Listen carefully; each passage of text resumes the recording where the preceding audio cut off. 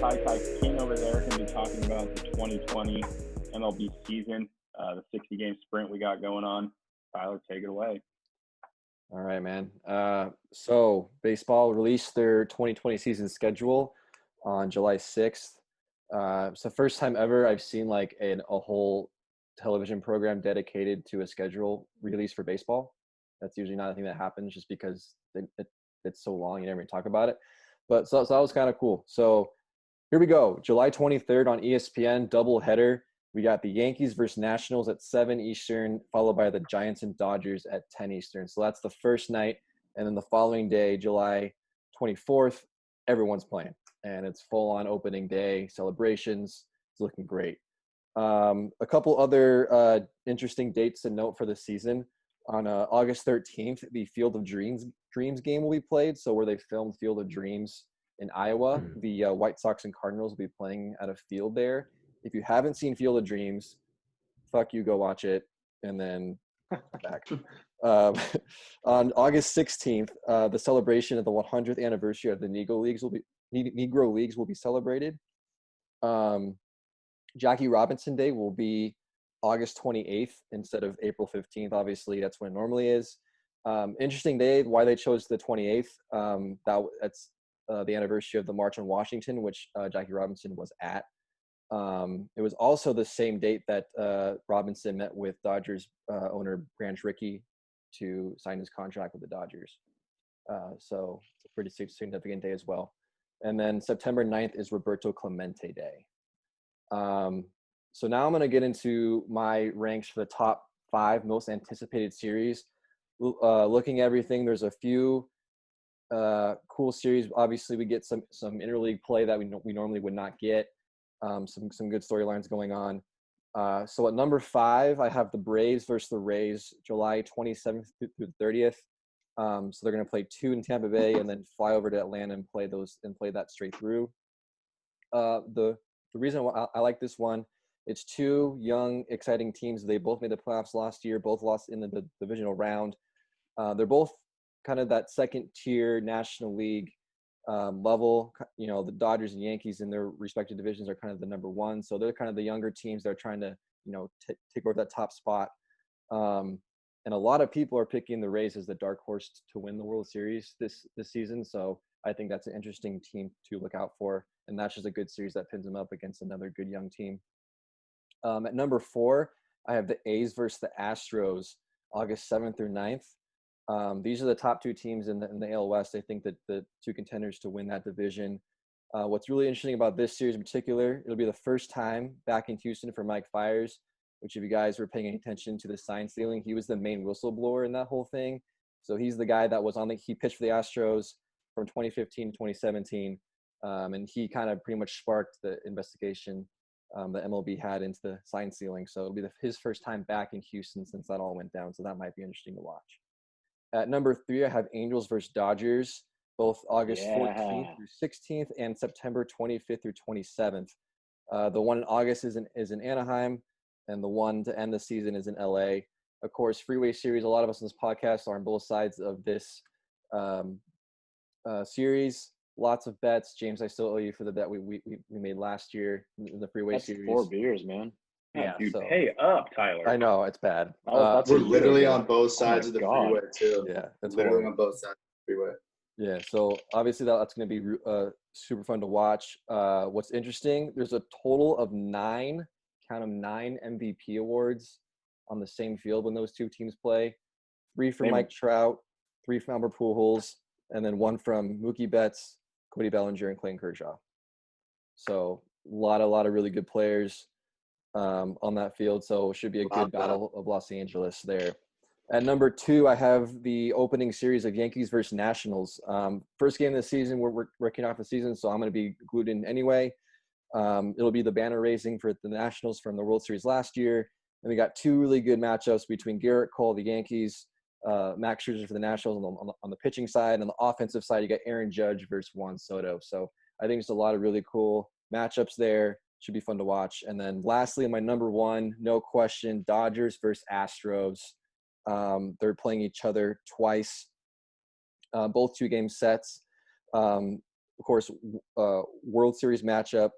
And of course, the really big thing is going to be about the retaliation for the sign stealing. I'm really, really interested to see what kind of response the Dodgers are going to have and what response the Astros might have back to that. Some key players, exactly. Some key players that are still on the team from 2017. The Dodgers: Kershaw, Jansen, Bellinger, Turner, Alex Wood, Corey Seager. Astros: Altuve, Springer, Bregman, Gurriel, Verlander. So there's still a lot of main players that are on both teams that are both on the team during that 2017 debacle. So I'm going to be glued in for this whole season, but that series is my number one to watch. What do you guys think of those picks? I like them. They're good. I have a question for you, though. Yeah. Is that how are the Nationals looking offensively without Anthony Rendon? Yeah, He's a big part of that offense. Yeah, Rendon was a huge loss for them going over the Angels. I don't think the Nationals are going to be quite as good as last year. I think they'll still be a contender. I think they're still on the fringe of a playoff position. But yeah, obviously the offense took a huge hit without Rendon. But Juan Soto looks like to be that new force of that lineup, and I think it'll go through him. I hope in that Astros Dodgers that there is literally like some glove dropping going on because, like you said, you still got most of the main guys from both teams, and the Dodgers better not be pussies about it, dude. That's all I'm gonna say. There was such a huge momentum in the anger in spring training, and then this whole COVID thing hit, and that kind of became the focus. And so there was like just this huge break, and it kind of diffused all of that anger that was building in this season. So I'm just curious to see if that break kind of got players to calm down and not going to be quite as intense about it, or if they still want to do something about it. That's what I'm really curious about. But yeah, so the fourth game of the season for the Dodgers is against the Astros. So I think a huge part of that too is that there's no fans, man. So there's nobody to really fuel that anger. It's just gonna be based off the players. If there's emotions from the fans, it'd be a different ballgame, completely different. Yeah, Alex, what were you gonna say? It's gonna be interesting. I got you rattled, man. Yeah, I feel like Eric and Tyler, you guys are morons. I don't think if I was a Dodgers fan, for this year, because it's a 60-game sprint and every single game counts for so much more.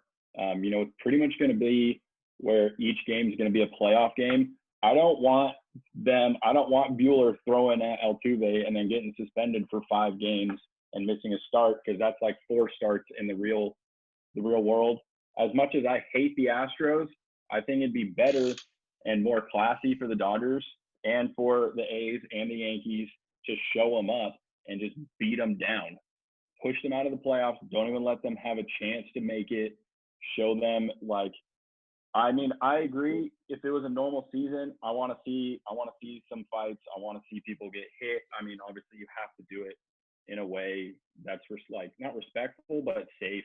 I don't think we would condone anyone getting hit in the head.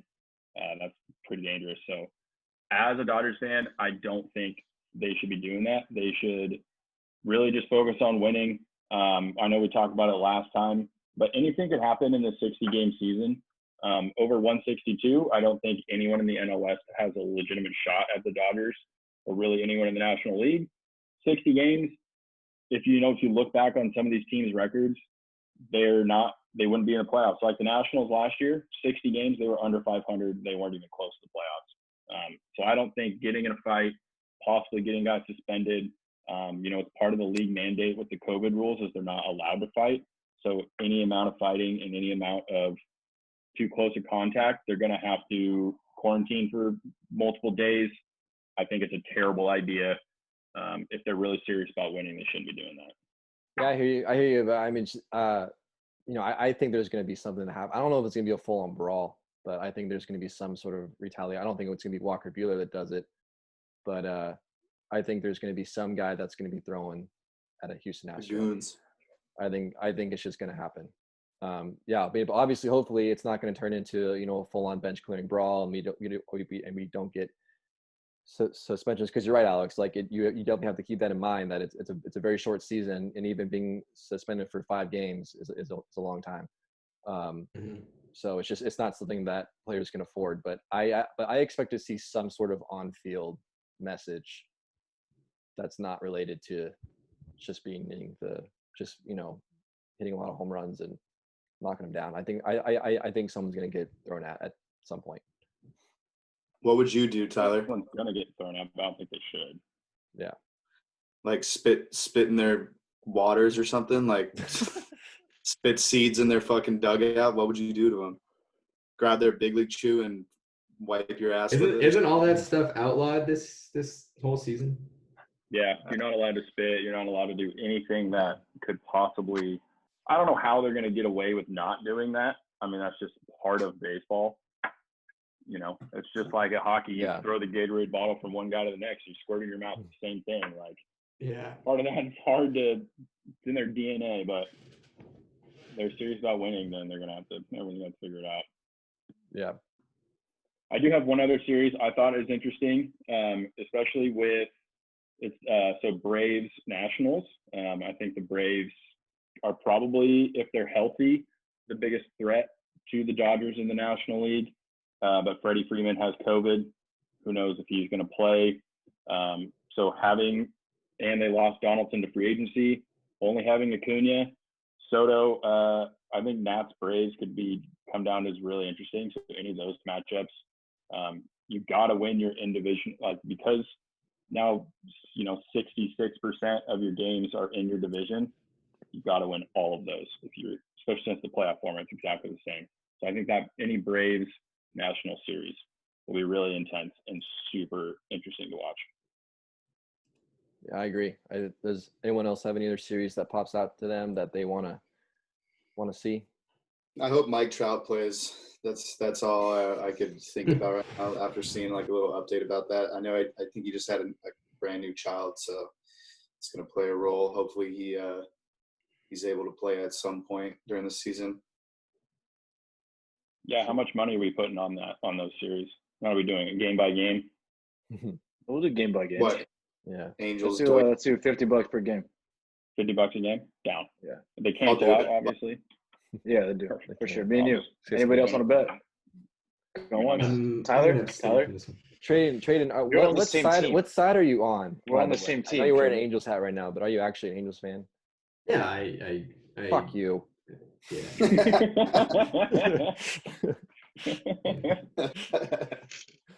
Whatever. Sorry, guy. It's all good. That's all I got. All right. That was a great segment, Tyler.